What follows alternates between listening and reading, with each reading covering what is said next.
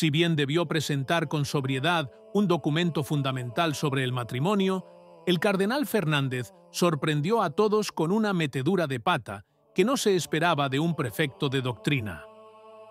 Una broma fuera de lugar, dicha delante de la prensa internacional, provocó críticas inmediatas y llevó a algunos comentaristas a declarar sin rodeos que debía ser destituido.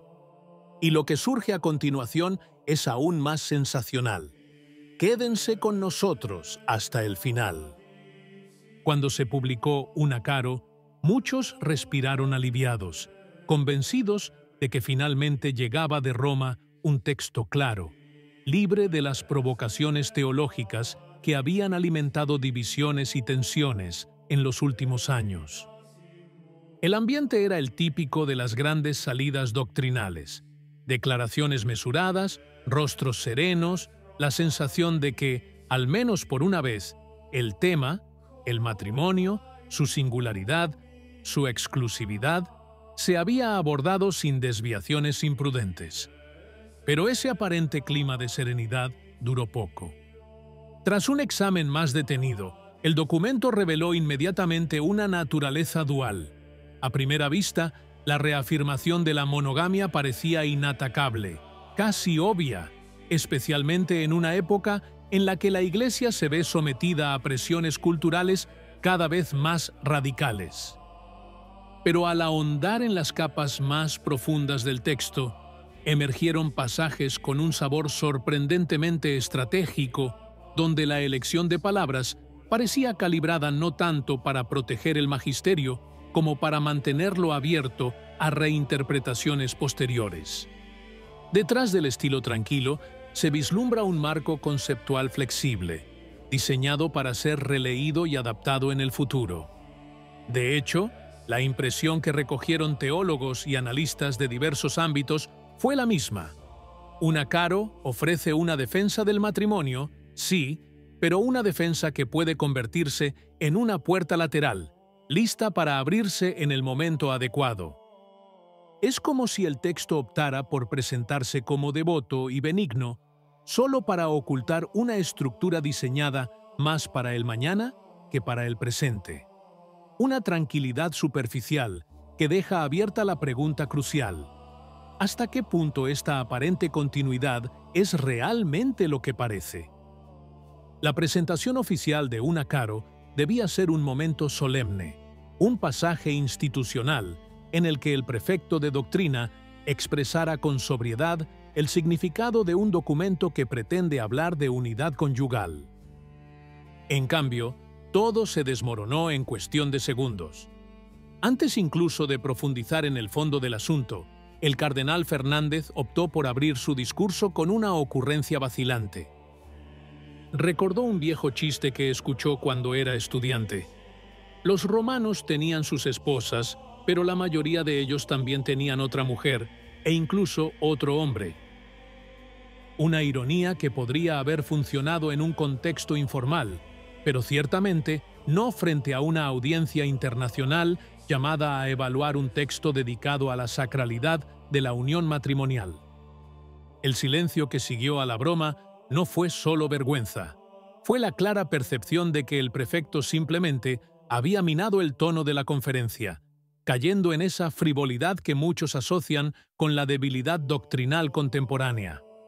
En un momento en que se acusa a la Iglesia de tratar con condescendencia cuestiones que antes se abordaban con recelo, ese debut ha adquirido un valor simbólico. El representante encargado de defender el matrimonio inició su discurso incidiendo precisamente en aquello que debería combatir: la normalización del adulterio y sus variantes más modernas.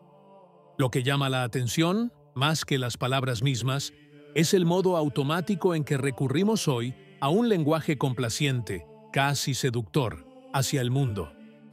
Un lenguaje que confunde confianza con pastoralidad y que acaba generando un desconcierto mucho más profundo que la risa que no llegó.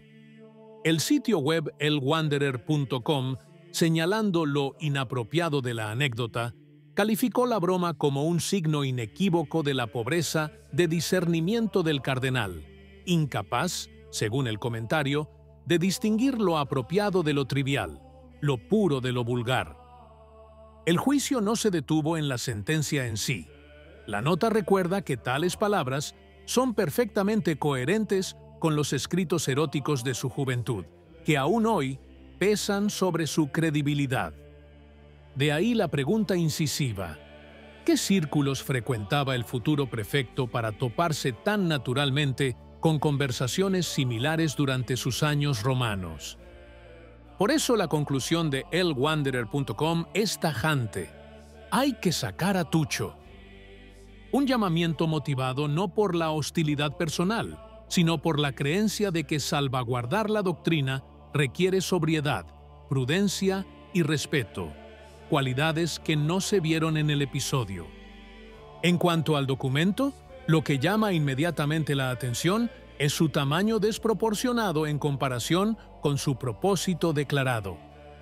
Una Caro pretende ofrecer claridad sobre el matrimonio, pero lo hace a través de una construcción textual que se parece más a un laberinto que a una guía pastoral.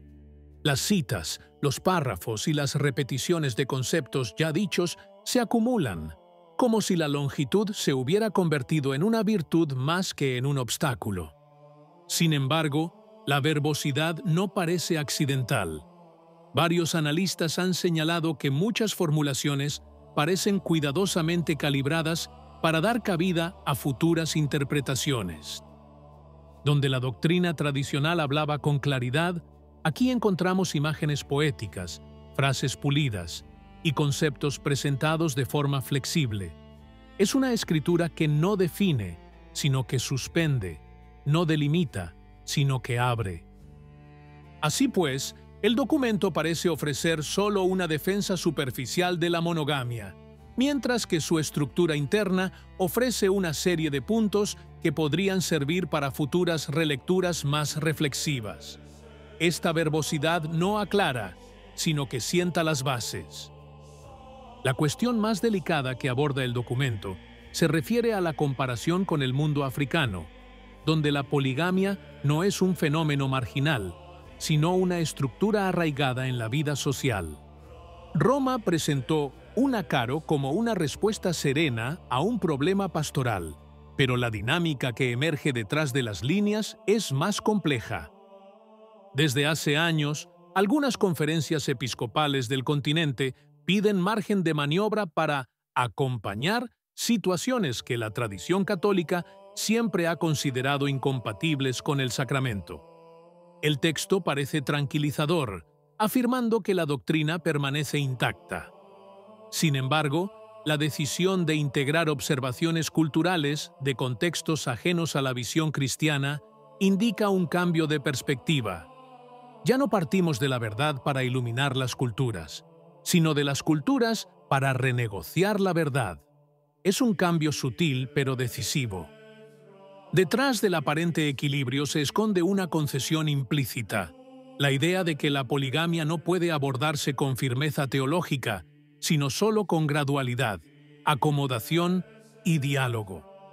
Una fórmula que, en la práctica, corre el riesgo de convertirse en una tolerancia disfrazada.